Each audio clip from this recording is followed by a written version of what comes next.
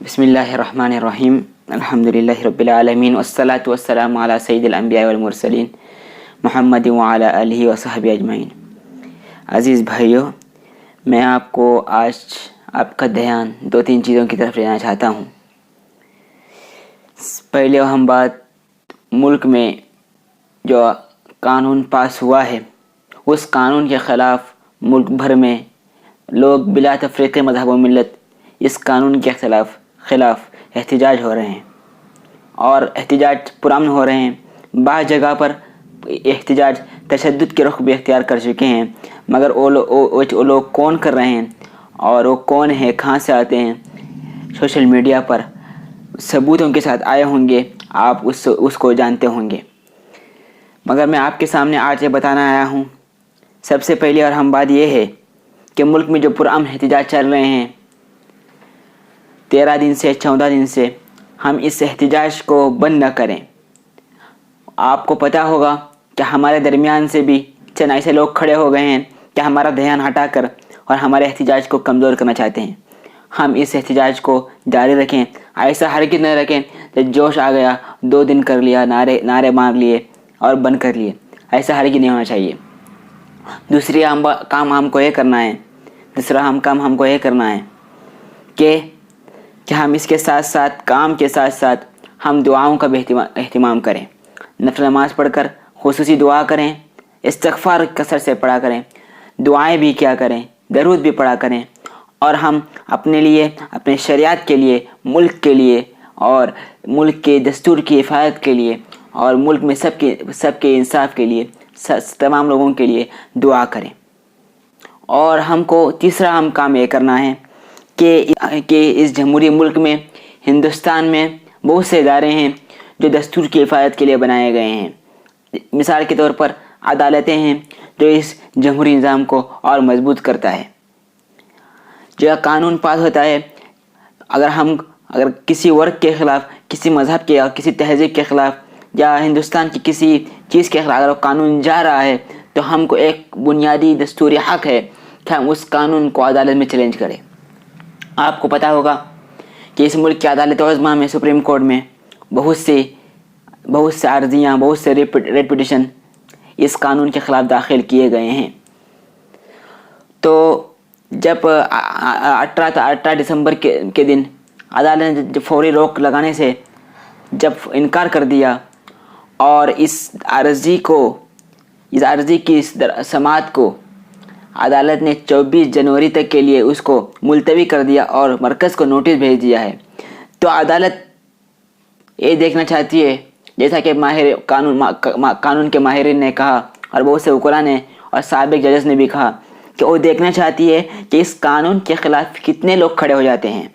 اور اس کے خلاف عدالتوں میں کتنی عرضیاں آتی ہیں۔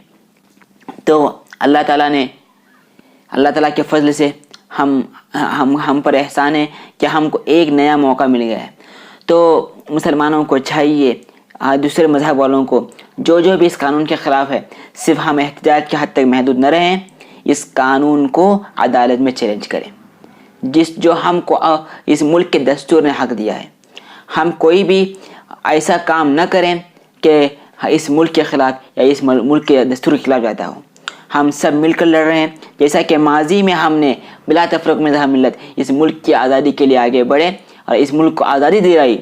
تو ہم کو آج ضرورت ہے، جیسا کہ بہت سے علماء نے کہا، میں نے بیانات سنے، کہ جس طرح ماضی میں علماء نے اس ملک کی آزادی کے لیے بلا تفرق مذہب ملت آگے بڑھے اور دوسرے مذہبوں کو ساتھ لے کے آگے بڑھے، تو آج کی تاریخ میں ہمارے جامعہ کے طلباء نے اور دوسرے اس کالج کے طلباء نے آزادی ہند کے بعد پہلی جماعت ہے جو ملک کے دستور کی حفاظت کے لیے کھڑی ہوئی ہے۔ وہ کام جو کر رہے ہیں اور ہم کو جتنا ہو سکے ان کے ساتھ دینا چاہیے اور ان کے ہاتھ بٹانا چاہیے اور ان کی طاقت بننا چاہیے۔ اور یہاں پر یہ لوگ اکثر ایک غلطی کرتے ہیں کہ ہم کسی کے خلاف بولتے اس کی ذاتیات تک حملے اور انسان کی بنیاد پر اس کی دشمنی کرنے لگتے ہیں۔ بحیثیت انسان کسی انسان سے دشمنی نہیں ہے، اسلام بھی یہی سکھاتا ہے، ہر مذہب یہی سکھاتا ہے کہ ہمارا اگر کسی اختلاف ہے تو نظریاتی اختلاف ہے، سوچ کا اختلاف ہے، وچاروں کا اختلاف ہے۔ اگر کوئی انسانیت کی بنا پر کسی انسان کو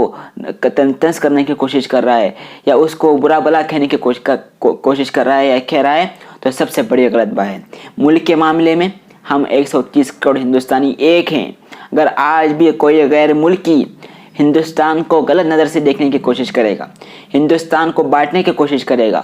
تو انشاءاللہ مجھے امید ہے کہ مسلمان بھی اور دوسرے لوگ بھی لا تفرقوا مذہب و ملت اس ملک کی حفاظت کے لیے آگے بڑھیں گے۔ اور یہ لڑائی، اس کو ہم مذہبی رنگ بھی نہیں دینا چاہیے۔ یہ کسی مذہب کی لڑائی نہیں ہے، یہ ملک کی دستور کی لڑائی ہے، ملک کی حفاظت کی لڑائی ہے، اور یہ لڑائی تمام لوگ مل کر لڑ رہے ہیں۔ اور اس ملک کو، جو ملک کی اندرونی طاقتیں بھی لوگوں کا اصلی چیزوں سے دھیان ہٹا کر طرح طرح کے قوانین پاس کر رہے ہیں، اور لوگ اس سے واقف ہیں، اور لوگوں نے ان کو اچھے نتائج بھی دکھائے ہیں، اچھا اور برے نتائج بھی دکھائے ہیں۔ لہٰذا ہم کو کسی بھی بہکاوے میں آنے کی ضرورت نہیں ہے، ہم کو ملک کے لیے کام کرنا ہے، اور ہمارے لیے ملک سب سے افضل ہے، اس لیے کہ اس ملک کا آئین جو ہے اس نے تمام مذہب کو ساتھ لے کر جانے کی بات کہی ہے۔ اسی لیے میں آپ سے کہتا ہوں کہ اس ملک کی بنیاد کسی مذہب پہ نہیں ہے، اس ملک کی بنیاد جمہوریت پہ ہے اور سیکولرزم ہے۔